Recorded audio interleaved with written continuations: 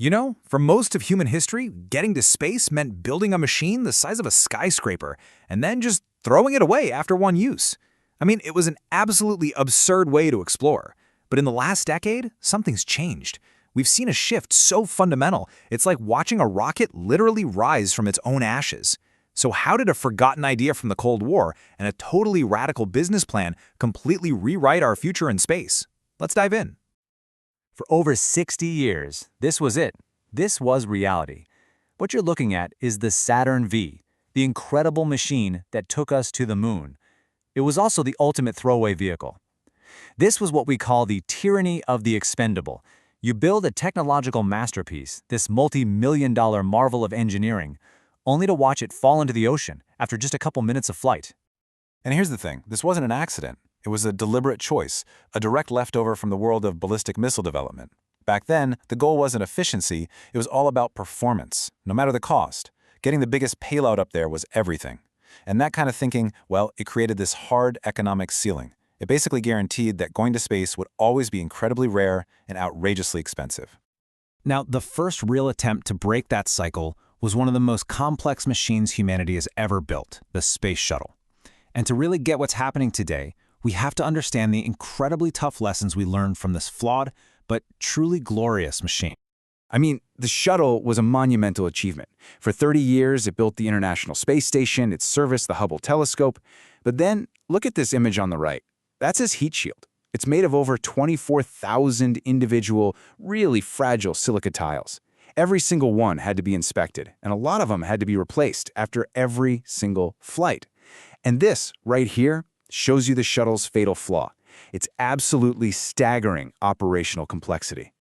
And it all kind of boils down to this number. When you adjust for inflation, the final cost for one mission was about $766 million. That whole dream of cheap, routine, airline-like access to space, where you could just book a flight, it just never happened. It turned out that just being reusable wasn't nearly enough. And here's why.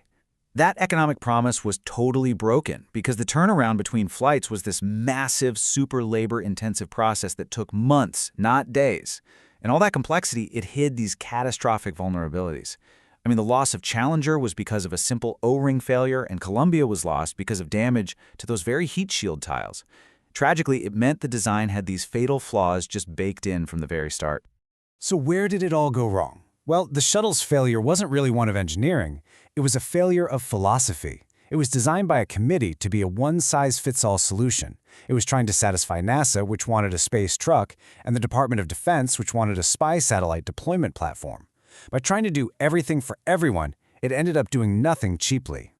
And this led to the single most important lesson from the entire shuttle program, the one key takeaway that would change everything: operability. See, it wasn't enough for a vehicle to be reusable. The real, true key to making reuse economical was being able to do it quickly, reliably, and affordably.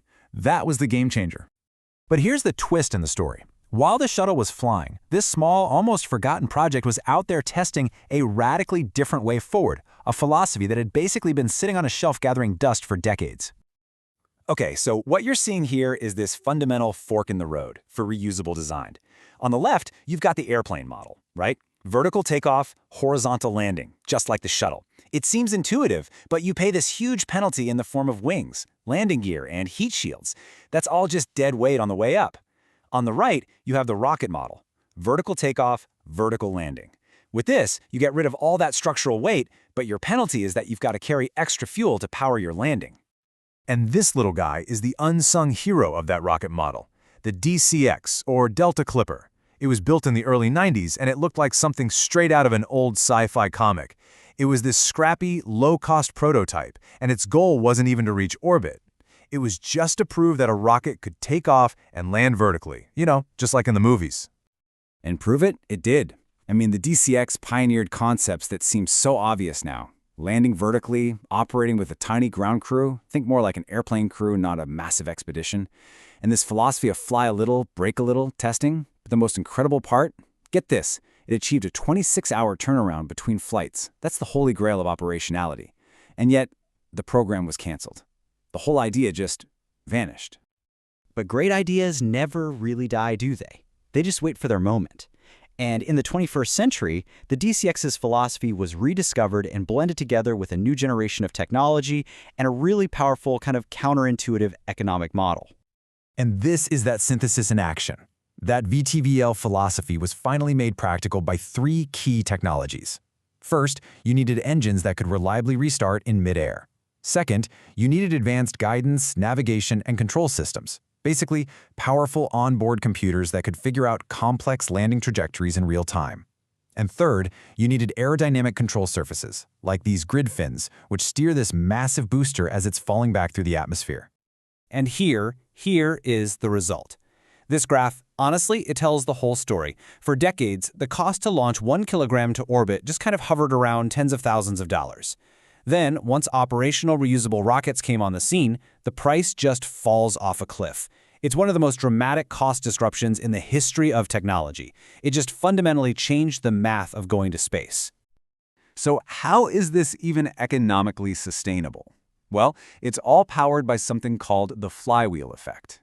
It starts with a really high flight rate, and this was driven by the radical business decision to create their own demand with something like Starlink.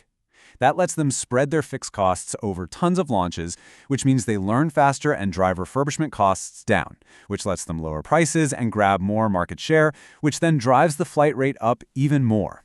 See, it's this powerful, self-reinforcing cycle. But, like any true revolution, this incredible success has its own profound consequences. It turns out, solving the problem of getting to space cheaply has created a whole new set of problems for us once we're actually up there. And this image, I think, illustrates the central paradox perfectly. Reusability is the solution to debris from launches, right? Because we bring our rockets home instead of leaving them in orbit. But at the exact same time, it's the main driver of orbital congestion, because cheap launch is the one thing that makes these mega-constellations of thousands of satellites possible in the first place. So here's the bottom line. We've opened the floodgates. Getting to space is no longer the bottleneck. The new, really urgent challenge is figuring out how to manage this crowded frontier, how to operate there safely and sustainably for all the generations to come. And the crazy thing is, we're trying to manage this 21st century reality with rules from the middle of the 20th century. The Outer Space Treaty from 1967, it was designed for a handful of countries launching a few times a year, not a bustling commercial industry launching dozens of rockets every month. It's like trying to manage a modern international airport using the traffic laws from 1967. There's this massive governance gap. Which brings us right to our final question. The Phoenix paradigm. It worked. We have learned how to make our rockets return from the edge of space ready to fly again. We've finally unlocked the sky.